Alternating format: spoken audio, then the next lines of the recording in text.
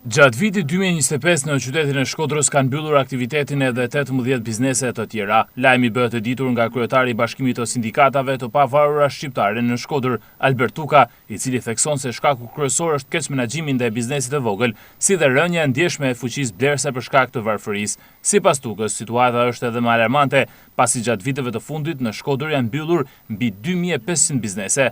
Rënja fuqisë blerëse, varfënia, shpopollimi, din këto kushte të cilat bëjnë mbylljen e këtyre bizneseve. Nga 4500 biznese që u kam informu ju media dhe rradhën tjetër, sot ekzistojnë 1850 biznese. Gjithmonë, si mos informacioneve që marrim nga kryetarët e sindikatave të territorit. Tuka shton se për shkak të pensioneve të ulta, një pjesë e pensionistëve po detyrohen të hapin biznese për të përballuar jetesën. Në këtë kuadër, ai kërkon nga qeveria që ose të rrisë pensionet, ose të hiqet pensionistëve detyrimi për pagesën e sigurimeve shoqërore. Qeveria shqiptare, ekzekutivi shqiptar këtyre bizneseve jo merr edhe sigurime shoqërore.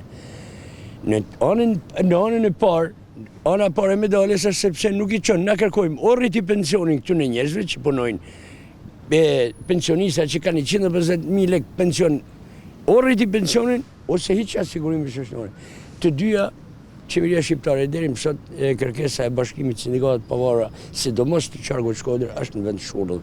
Ne do të luftojmë për zgjidhje edhe këtë problem. Një problem tjetër që kena has si zyrë, si institucion, është se një kontingjent tjetër pensionista këtu në Shkodër shëtisin në për institucione sepse nuk janë të qartë se rritja pensionin në çfarë forme dhe në çfarë niveli shmahet.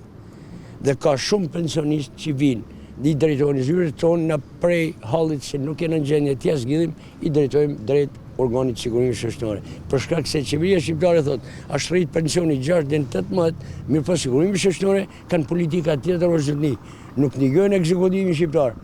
Ata e marrin pensionin në aspekte tjera.